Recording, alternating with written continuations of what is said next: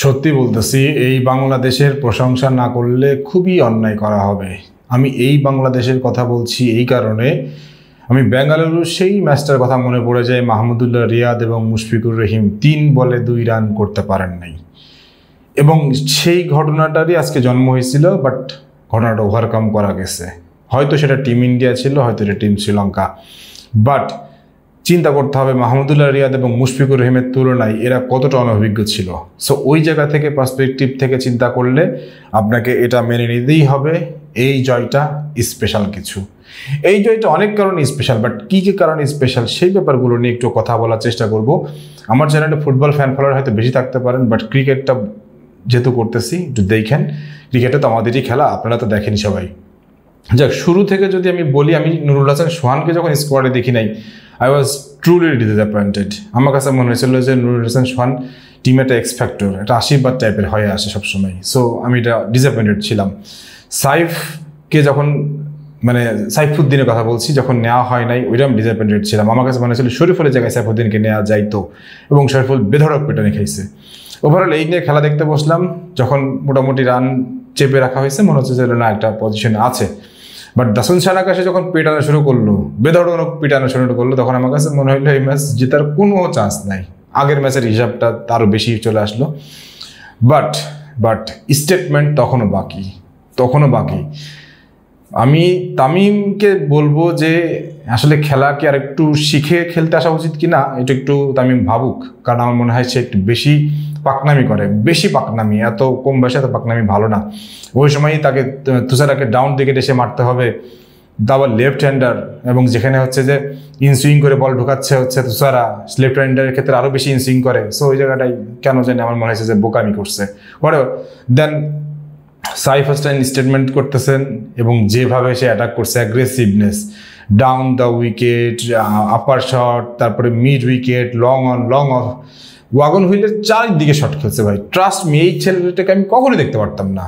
যখনই যাতে তারা নিতে আমার বিরক্ত যেত, ধর উইকেটে কেন নাই ভাই। কিন্তু কালকে দেখার পর আমার কাছে মনে হয়েছে যে সম্ভবত অনেক দিন না নেওয়ার জেদটা, কষ্টটা হয়তো নিয়ে এই ম্যাচ দিয়েই প্রমাণ করলেন।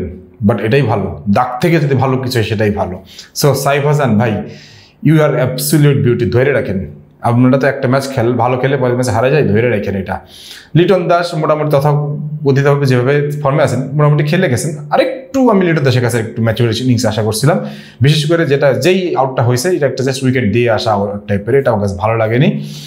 তারপরে হচ্ছে তাওহিদ হৃদয় আসলো, তাওহিদ হৃদয় যেভাবে ক্যাচ মিস করছে ফিল্ডিংয়ে ভাই, ডুবাইছে পুরা। ওই জায়গাটা এসে ওই চিন্তাই করছে কিনা যে আজকে ম্যাচ জিতে বাড়ি ফিরবো, হয়তো আমার ধারণা ওরকমই। কারণ এত নষ্টামি করছে যে ওই জায়গায় এসে মনে হয় ওই চিন্তাটা ছাড়া মাথায় আর কিছু আসে নাই। তো তাওহিদ হৃদয়কে আমি দেখলাম খোলস ছাড়ে বেরোতে, যেই তাওহিদ হৃদয়কে আমরা চিনতাম খোলস ছাড়ে বেরো এসে পিটাচ্ছিলেন।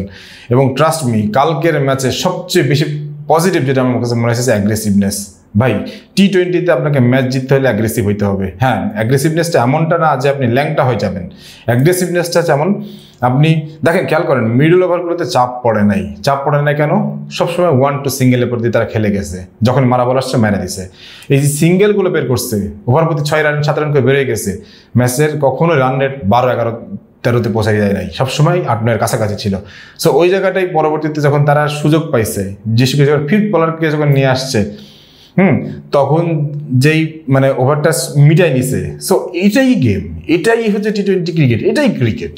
সো বাংলাদেশ যে এই স্টেটমেন্ট তৈরি করতে পারলো, that is very much enough ভাই। আমি সিরিয়াসলি বলতেছি, ভারতের সাথে জিতবো কিনা, পাকিস্তানের সঙ্গে জিতবো কিনা, এই ব্যাপারটা আলাপে পরে আসবো।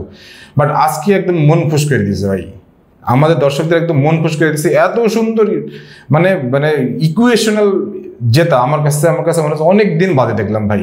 অন্য বড় দলগুলো এত ইকুয়েশন বাদে যদি খেলে সেভাবেই দেখি, এভাবেই দেখলাম আজকে। মনে হলো একদম বড় দলগুলোর মতন ইকুয়েশন করে ম্যাচটা খেলা হইলো ভাই। লাস্টের দিকে একটু টেনশনে পড়ে গেছিলাম। জাকের আলীর যদিও 9 রানের একটা আছে, একটা স্টেটমেন্ট আছে, বাট তারপর আমার কাছে আরেকটু তাড়াহুড়া না করে নর্মালি খেলা শেষ করে আসলে ভালো হইতো। নাহলে মেহেদী হাসানের যেই ক্যাচটা, ওইটা দিয়ে তো ভাই আমার হার্টবিট বেড়ে গেছিলো। প্রেশার যেভাবে বাড়ে যায় ভাই, আমার কাছে এমনিতে আবার প্রেশারের রুগী, তো আরও চাপ হয়ে গেছিলো। হোয়াট এভার, ম্যাচটা দেখে শেষ ম্যাচ আমার কাছে এইটুকু মনে হয়েছে যে সে বাইনচোত কই, ওই যে আকাশ চোপড়া কোথায় আর ওই অশ্বিন কোথায়, এই দুই হারামি কোথায়, এই দুইজনকে আমি খুঁজতেছি।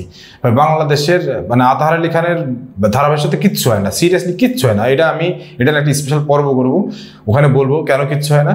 তো বাংলাদেশের পক্ষ থেকে যদি কোনো একজন ওদেরকে কড়া একটা জবাব দিতে পারতেন ভাই, এই বাইঞ্চোদগুলার জবাব দিতে পারতেন, আমরা খেলি আমাদের দেশ, আমরা বুঝবো।